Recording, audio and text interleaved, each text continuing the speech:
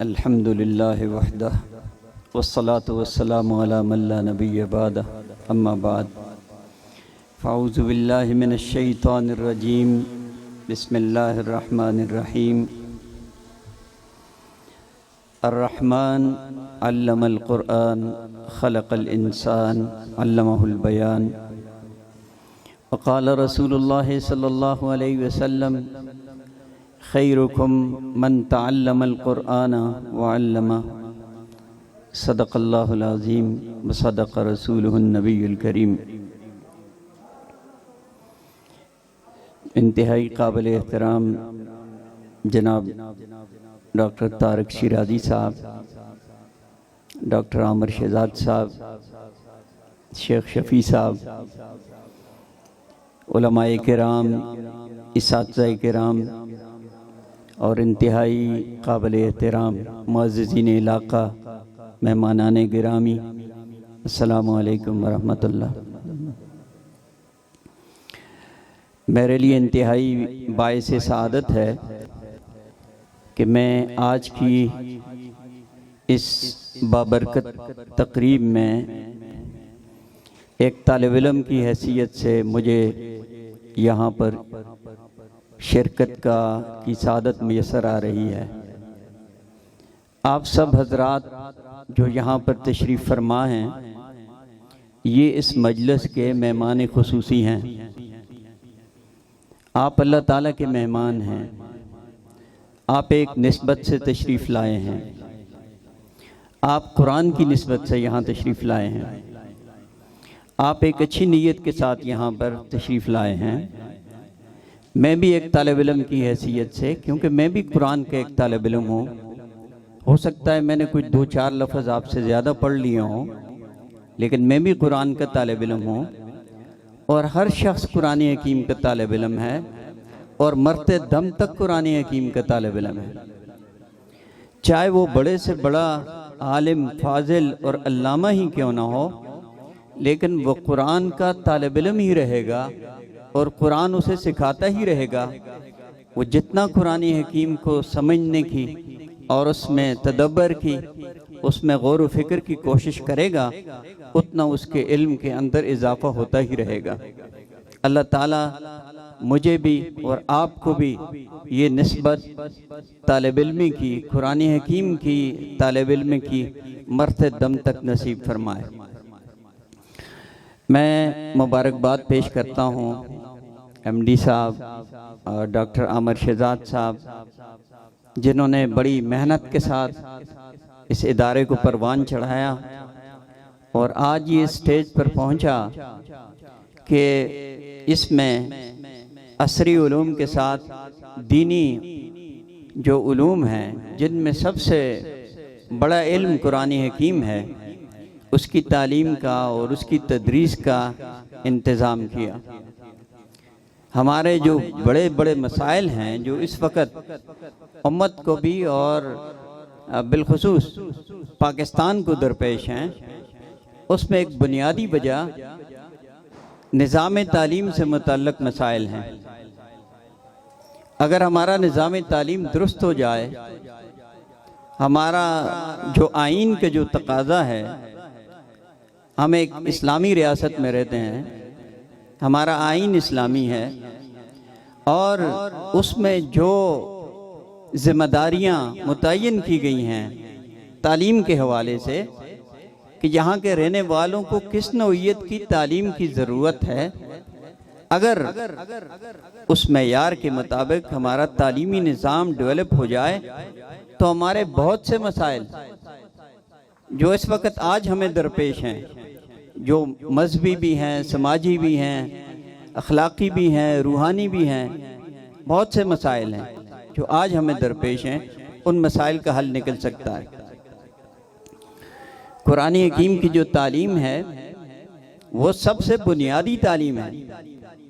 جو عصری علوم ہیں ان کا انکار نہیں ہے، ان کی ضرورت کا، ان کی اہمیت کا، کیونکہ امت مسلمہ کو آج اس بات کی ضرورت ہے کہ ہم معاشرے کو لیڈ کریں، ہم سائنس اور ٹیکنالوجی میں آگے بڑھیں، ہم میڈیکل سائنس میں آگے بڑھیں۔ اس لیے کہ ٹیکنالوجی میں آگے نہیں بڑھیں گے تو امت کو وہ غلبہ اور وہ بالادستی حاصل نہیں ہو سکتی جس کی ہمیں ضرورت ہے اور جس کی ہمیں قرآن تعلیم دیتا ہے۔ وَأَعِدُّوا لَهُم مَّا اسْتَطَعْتُم مِّن قُوَّةٍ کے ذریعے اس قوت کا معیار ہر دور کے اندر تبدیل ہوتا رہا ہے، اور آج کے اندر اس کے تقاضے بھی مختلف ہیں، اور وہ عصری علوم میں مہارت کے بغیر یہ چیزیں حاصل نہیں ہو سکتی۔ لیکن اس کے ساتھ ساتھ جو دینی علوم ہیں ان کو کسی صورت میں نظر انداز نہیں کیا جا سکتا۔ جو عصری علوم ہیں وہ ہماری اجتماعی ضرورت ہیں، پورے معاشرے کی ضرورت ہیں۔ اگر ہم ان کی طرف توجہ نہیں کریں گے تو ہم نقصان اٹھائیں گے، ہم گناہگار بھی ہوں گے۔ لیکن یہ ضروری نہیں ہے کہ ہر شخص ان تمام عصری علوم کو جن کا میں نے ابھی ذکر کیا ان کو حاصل کرے، اور نہ یہ ممکن ہے کہ ہر شخص کو ان تمام علوم کے اندر مہارت بھی حاصل ہو۔ لیکن سب سے زیادہ ضروری چیز یہ ہے کہ آپ کے پاس قرآن کا علم ہو، آپ کے پاس سنت کا علم ہو، آپ کے پاس دین کا علم ہو، جس کے بارے میں ہر شخص جواب دہ ہے اللہ کے ہاں۔ یہ انفرادی ذمہ داری بھی ہے، یہ اجتماعی بھی ذمہ داری ہے، ریاست کی ذمہ داری بھی ہے، لیکن ہماری انفرادی بھی ذمہ داری ہے کہ ہم نے قرآن اور سنت کو جس طریقے سے وہ علوم سیکھنے چاہیے کیا ہم نے ان کو سیکھا ہے۔ یہ ہماری بہت بڑی ذمہ داری ہے، اور میں یہ سمجھتا ہوں کہ یہ اس طرف ایک بہت ہی ایک مثبت قدم ہے اور پیش رفت ہے۔ میرے ذہن میں بہت سے کچھ خدشات بھی ہیں، کچھ تحفظات بھی تھے، کچھ میں نے ذکر بھی کیا جب ڈاکٹر صاحب نے پہلی ان سے ملاقات ہوئی چند دن پہلے، تو میں نے کہا یہ ایک بہت بڑی ذمہ داری ہے جو آپ اٹھا رہے ہیں، کیونکہ قرآن حکیم کی تعلیم ایک مستقل ذمہ داری ہے، اور جب تک اس کی طرف پوری طرح آپ کنسنٹریٹ نہیں کریں گے اپنے آپ کو تو اس ذمہ داری کو پورا کرنا شاید مشکل ہوگا۔ لیکن ان کا جو عزم ہے اور ان کا جو جذبہ ہے اسے دیکھ کر مجھے یہ امید لگتی ہے کہ انشاءاللہ جس طرح تعلیمی معیار کے حوالے سے انہوں نے کوئی کمپرومائز نہیں کیا، اور بہت اچھا تعلیمی ادارہ بہت کم وقت کے اندر بہت آگے جا چکا ہے، تو انشاءاللہ جو دینی تعلیم ہے جس میں حفظ قرآن کی جو تعلیم ہے اس حوالے سے بھی وہ کوئی کمپرومائز نہیں کریں گے۔ وقت بہت مختصر ہے، میں زیادہ آپ کا وقت نہیں لوں گا، لیکن چونکہ یہاں پہ بچے بھی بیٹھے ہیں، اساتذہ بھی ہیں، تو میں تھوڑا سا اس طرف ضرور توجہ دلاؤں گا کہ قرآن حکیم حفظ کرنا کوئی فرض واجب نہیں ہے ہر بچے کے اوپر۔ اس کی صلاحیت کو، اس کی استعداد کو مد نظر رکھتے ہوئے آپ جو اچھے بچے ہیں انہیں اس طرف لے آئیں، اور ان سے ان کی جو صلاحیتیں ہیں اور زیادہ نکھریں گی۔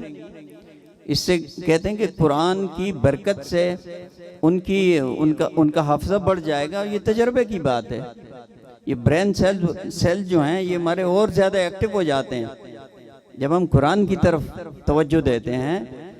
اور ایک حدیث میں بھی آتا ہے کہ من قرأ القرآن لم يرد الى ارذل العمر، کہ جو قرآن حکیم پڑھے گا تو وہ ارذل العمر کی طرف نہیں جائے گا۔ اور ارذل العمر کیا ہے؟ جس کو خود قرآن کہتا ہے لِكَيْ لَا يَعْلَمَ مِن بَعْدِ عِلْمٍ شَيْئًا، کہ آدمی جاننے کے بعد پھر کچھ بھی نہ جانے، یعنی انسان بوڑھا ہو کر پھر بچہ بن جائے جو نہ اپنی مرضی سے کھا سکتا ہے، نہ پی سکتا ہے، نہ سوچ سمجھ سکتا ہے، نہ اپنے اچھے برے کا کوئی فیصلہ کر سکتا ہے۔ یہ قرآن کی برکت ان لوگوں کو حاصل ہوتی ہے جو قرآن کے ساتھ اپنا تعلق بناتے ہیں اور اس کے ساتھ ان کی مشغولیت رہتی ہے۔ یہ برکات ہیں قرآن حکیم۔ لیکن یہ ایک بہت بڑی ذمہ داری بھی ہے کہ قرآن حفظ کرنا کوئی فرض واجب نہیں ہے، لیکن جب قرآن آپ نے یاد کر لیا تو اس کو یاد رکھنا آپ کے لیے لازم ہے۔ حدیث میں ہے، ایک حدیث کے مطابق جو کبیرہ گناہ ہے اس میں سے بہت بڑا کبیرہ گناہ یہ ہے کہ ایک آدمی قرآن حکیم کو یاد کر لے اس کے بعد پھر بلا لے۔ اس لیے یہ نہ صرف یہاں اساتذہ کی ذمہ داری ہے بلکہ سب سے زیادہ والدین کی ذمہ داری ہے کہ وہ بچے کو ایسا ماحول دیں کہ جس میں وہ زیادہ سے زیادہ سیکھ سکے۔ اور اس کا جو معمول ہے اس کے اوپر استقامت ہو۔ گھر میں اگر قرآن حکیم کے پڑھنے کا ماحول نہیں ہے تو بچہ کیسے پڑھے گا؟ وہ جو چند گھنٹے یہاں پہ ادارے میں دے رہا ہے، اس کے بعد اگر گھر میں اگر وہ ماحول نہیں دیکھے گا تو یہ ممکن نہیں ہے کہ اس کا یہ مستقل معمول بن سکے۔ اس لیے ہر والدین کی خواہش یہ ہوتی ہے کہ ان کے بچے اچھے بنیں، نیک بنیں، صالح ہوں، ان پر فخر کریں، لیکن کیا والدین بھی اپنی اولاد کے لیے کوئی رول ماڈل بنتے ہیں؟